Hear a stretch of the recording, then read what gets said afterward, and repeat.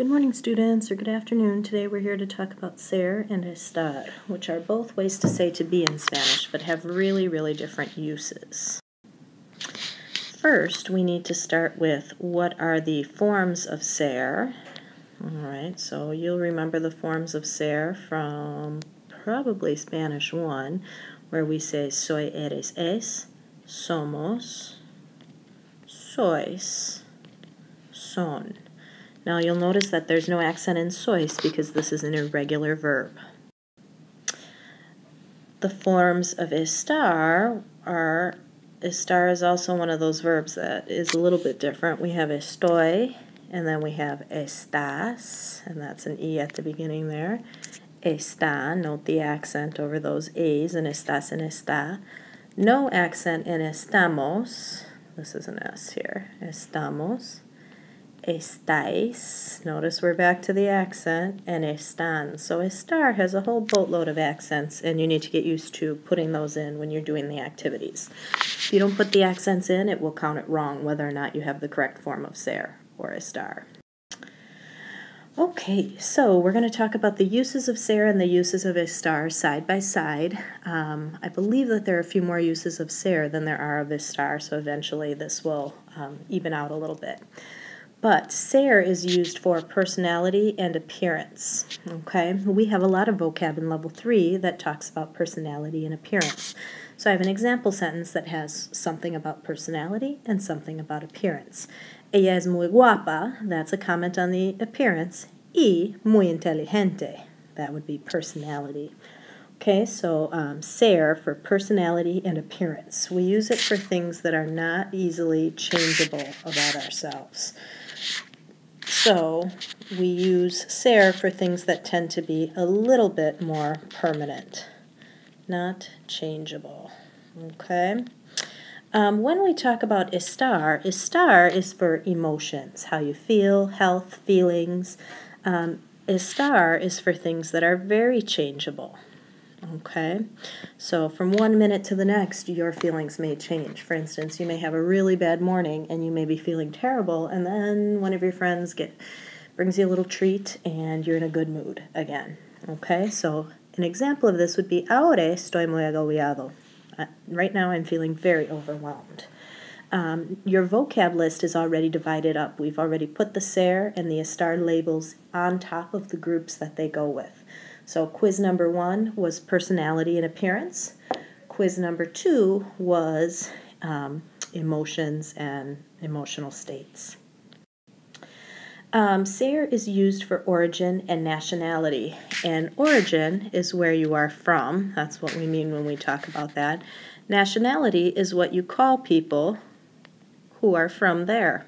So for instance, if we are talking about Puerto Rico, then our people are Puerto Riqueños. If we are talking about Mexico, then our people are Mexicanos. If we are talking about Italia, then our people are Italianos. So origin and nationality, while they're connected, they are two different things. So an example of origin would be soy de los Estados Unidos, and you could say soy norteamericana, or you could say soy estadounidense. This is something that is specific to us in the United States. We are the Estados Unidos in Spanish. Estadounidense means that you are from the USA. If you say that you are norteamericana, that's a little bit broader statement. You could be from Canada, you could be from Mexico. So just realize that when you say norteamericana, you are not necessarily referring just to the United States. Number 2, the second use of estar, the first one was how you feel, the second one was where you are. All right, and there's a rhyme that says how you feel and where you are is when you use the verb estar. So it helps you to remember the two most popular uses of estar. Estamos en la escuela, estamos en la clase de español, estamos en el mundo, estamos en la calle Pioni, todo eso. Those are examples of where you are. We use ser to talk about date and time, okay? And remember that when we do our dates, we say, es el 5 de febrero, or es el, let's see, what date is today? Es el 10 de febrero, okay? We always use ser for that, though we would never put estar in that sentence. And then with time, remember we always either use es if it's for 1 o'clock or son for any time after 1 o'clock. So I'd say es la una, son las dos, son las tres, son las cuatro, etc. Estar is used for ongoing actions. This is talking about things that we are doing right now. And in English, the way we show that is we would take a verb and we would put an ing ending on it. So in Spanish, the way to show that is to make the progressive. So if we'd say estoy hablando, notice that we have the verb hablar, we took off the AR, and we added ando because it's an AR verb. If we have a verb like beber, bebiendo, that's an ER verb, so that's where we got our yendo from. We took off the ER and we added the ending to it. So notice that there's a form of estar that starts each one of these things off. This is a two-part verb phrase, so you cannot have one of these parts without the other. So if you say estoy hablando, they need each other. The estoy is the I am, the hablando is the talking. Están bebiendo needs each other. The están is they are, and the bebiendo is drinking. Okay. We use ser for possession. We use ser to say that things belong to us. Es mi carro, es mi mochila, es mi tarea. All right, we're talking about things that belong to us. We also use ser to identify people who belong to us. And in a way, it is a form of possession. You claim these people as your own. All right, so for instance, if you're going to say, ella es mi madre, you're claiming her. And that claim didn't exactly work out fabulously, but there, I'll rewrite it. Ella es mi madre. Esta es mi hermana. All right, you are telling people that they belong to you, that they are a part of your family. We use ser for possession. Estar we use when something is different than we expect. So whenever we do this, I always think of it in terms of a little game. If I say snow, you say white. If I say apple, you say red. If I say banana, most people say yellow. Sky, blue. Grass, green. These are things that we expect with those types of objects. So when something is different than we expect, we use estar to show that. We say something like, el café está frío hoy. All right, that coffee is cold today. Coffee, we normally expect to come hot, unless, of course, you've ordered a nice coffee. I get it. All right, but we use that estar to show that it's different than what we thought.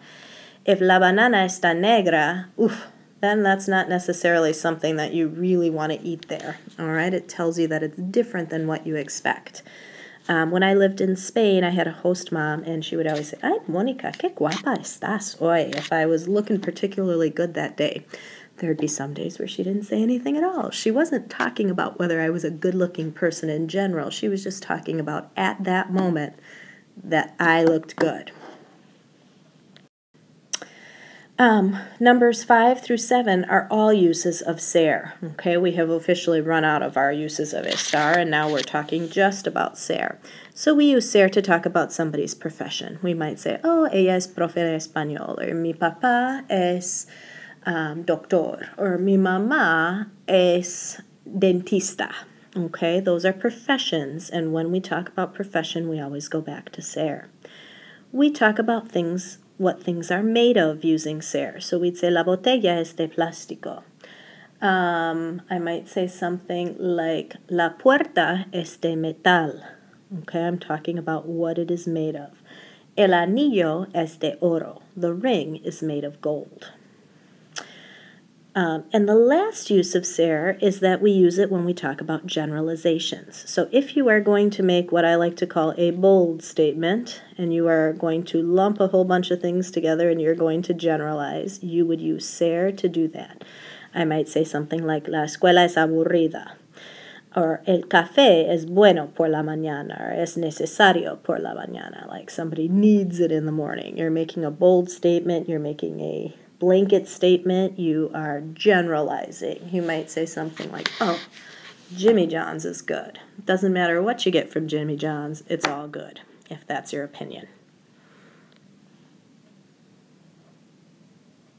Tomorrow, please expect a note check, so make sure that you have your notes in order and that you're ready to go. Now you move on to Ser en Estar Actividad 1. Good luck!